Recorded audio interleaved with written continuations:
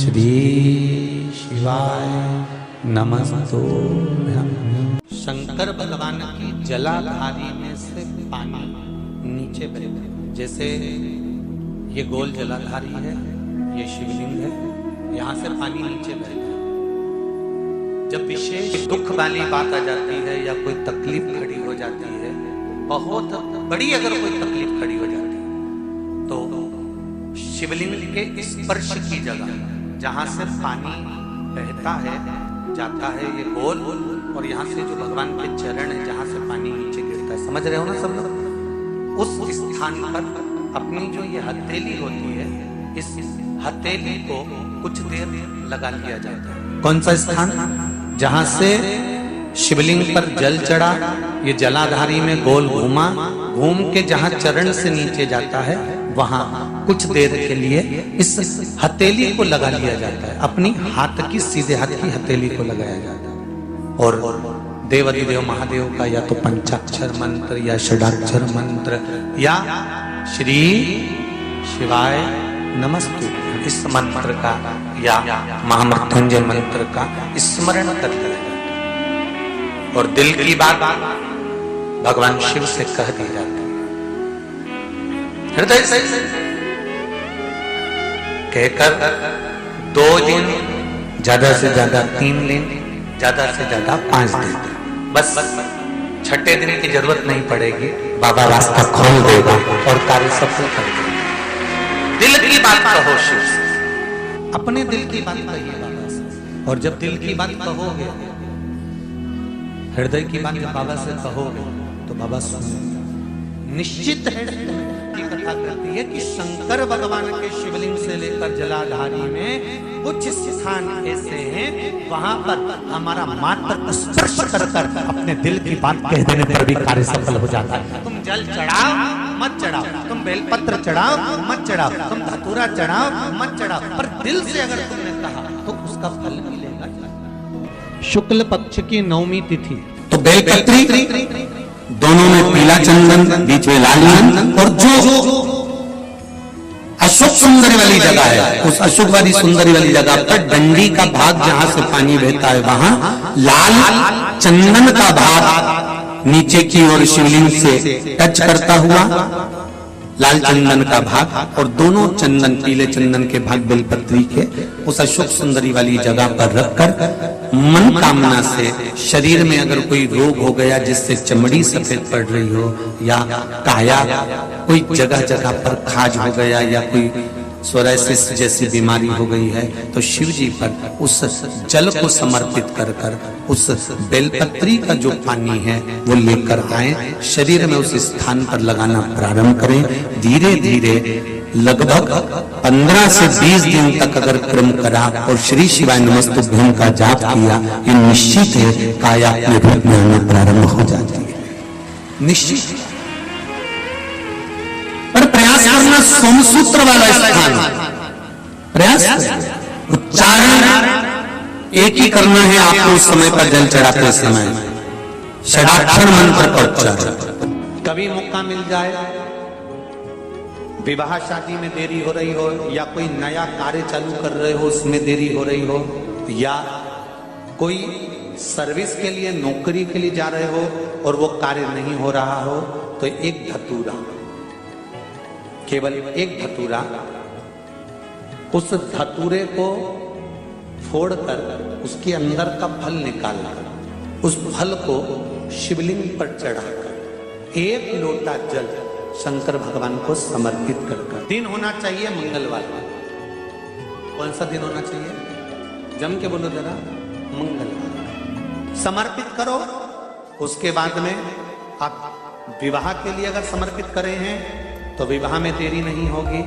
व्यवसाय और व्यापार के लिए या नौकरी के लिए समर्पित करे हैं तो उसमें देरी नहीं होगी। डिब्बी लो, काशी विश्वनाथ का नाम लो और 21 बार उतारो, और उतार कर किसी पेड़ के नीचे तक खड्डा खोद कर उसको दबा दीजिए। आपका काम यूं सफलता की ओर बढ़ना चालू हो जाएगा। शनि की कुदृष्टि समाप्त, 7.5 ढैया समाप्त। परेशानी है? शनिवार के दिन जो पीपल के वृक्ष में सरसों के तेल का दीप लगाता है, को शनि कभी परेशान नहीं करता। एक बात हमेशा ध्यान रखिएगा, मान लो अगर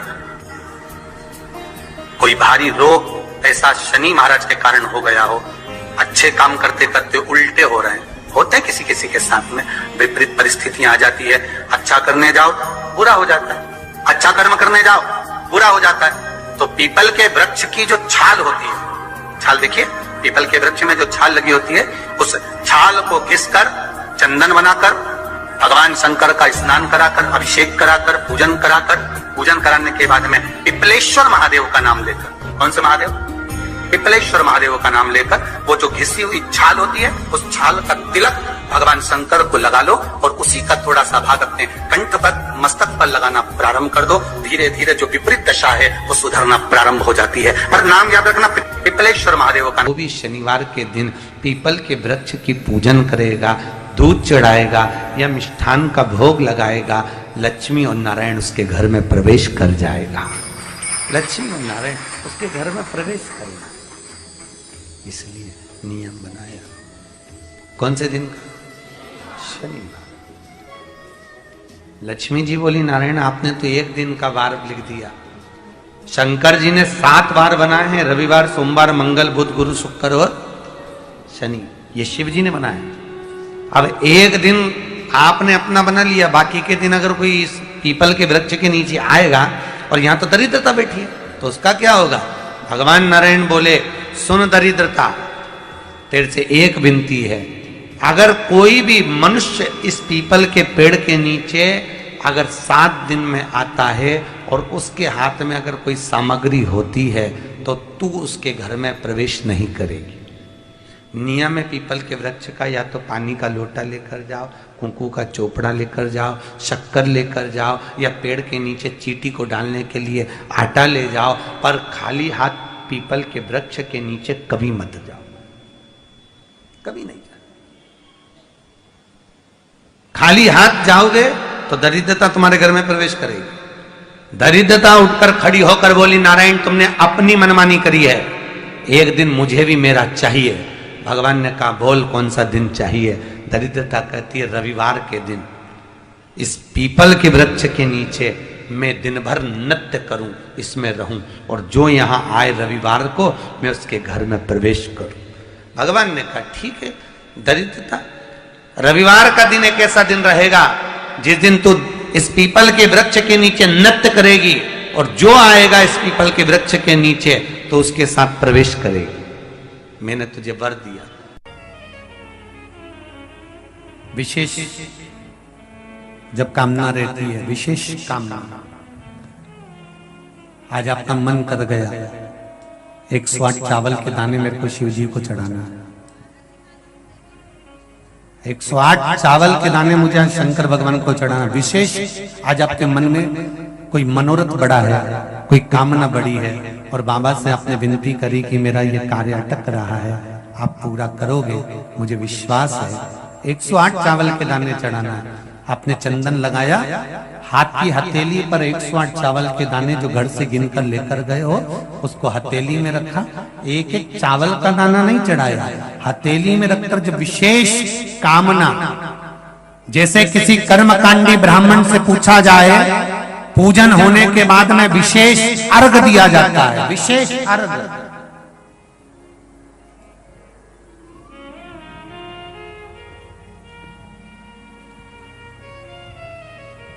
उसी तरह विशेष कामना के लिए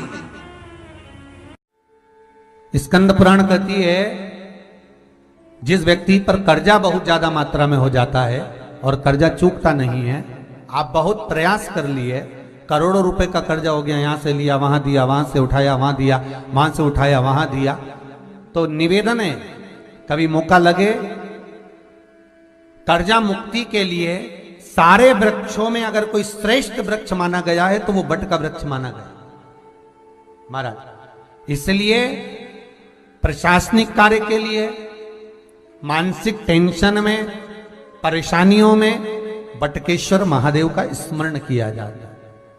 और यदि निवेदन करूंगा बहुत ज्यादा, यदि आपको कर्जा हो गया है, बहुत ज्यादा कर्जा हो गया और वो कर्जा चूक ही नहीं रहा, तो थोड़े दिन बड़ के पेड़ के नीचे आप बटकेश्वर महादेव के लिए 1 लोटा पानी, उसमें थोड़ा सा पिसा हुआ चावल पीस के गला लेना चावल को और पीस लेना, पीस के उस पानी में मिला लेना और मिलाकर उसमें थोड़ी सी हल्दी पिसी हुई डालकर बटकेश्वर महादेव के नाम से बड़ के पेड़ के नीचे अपनी कामना कर कर जो कर्जा हुआ है उस कर्जे का भान देते हुए, स्मरण देते हुए छोड़ दीजिए। महाराज 2 या 3 सोमवार एक ही जगह पर करना, 3 सोमवार बाद वहीं से बड़ के पेड़ की थोड़ी सी जड़ उठा लाना और उस जड़ को एक कोई धागे में बांधकर या तो अपनी गले में डाल लो या अपनी जेब में पटक लो, उसको थोड़े दिन पटक कर रखना, लगभग 2 से 3 महीना पटक कर रखो। वो जड़ जैसे बड़ का पेड़ विस्तार होता है, पानी गिरे ना गिरे, जल वृष्टि हो ना हो, गर्मी पड़े ना पड़े, उसको कोई फर्क नहीं पड़ता। बड़ का वृक्ष आप रूप फैलता जाता, उसकी जड़ें अपने आप प्रबल होती है। उसी तरह ये बटकेश्वर महादेव कहीं से भी अगर जड़ आपके पास में रखी है 1 महीना 2 महीना 3 महीना तक, तो ये जड़ अपने आप लक्ष्मी को पकड़कर खींच कर लाती है और कर्जे से मुक्त कर दे। बटकेश्वर महादेव का स्मरण सुख का देना हो। बटकेश्वर महादेव, जो व्यक्ति पथभ्रष्ट होता है, जैसे मदिरा के नशे में पड़ गया, कहीं जुए में पड़ गया, कहीं मांसाहार में पड़ गया, कहीं व्यसन में पड़ गया, कहीं गलत काम में अगर कोई जा रहा है, तो श्रम्भेश्वर महादेव के नाम से काली तिल भगवान शिव को समर्पित करी जाती है। महाराज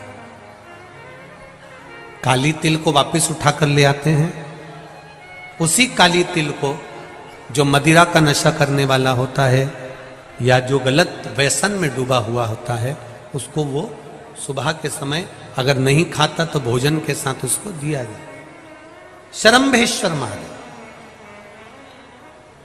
एक बेलपत्री का भी बहुत अच्छा प्रयोग है श्रम्भेश्वर महादेव का, मदिरा पीने वालों के लिए, मांसाहार, व्यसन में, जुए में, पेशावृत्ति में, पर नारी में, गलत जगह पर जो डूबे रहते हैं उनके लिए। पहले की कथा में उसका वर्णन किया है बेलपत्री का। श्रम्भेश्वर महादेव, एक बार सब बोलेंगे, कौन से महादेव? श्रम्भेश्वर महादेव। फिर जम के बोल लो एक बार, श्रम्भेश्वर महादेव।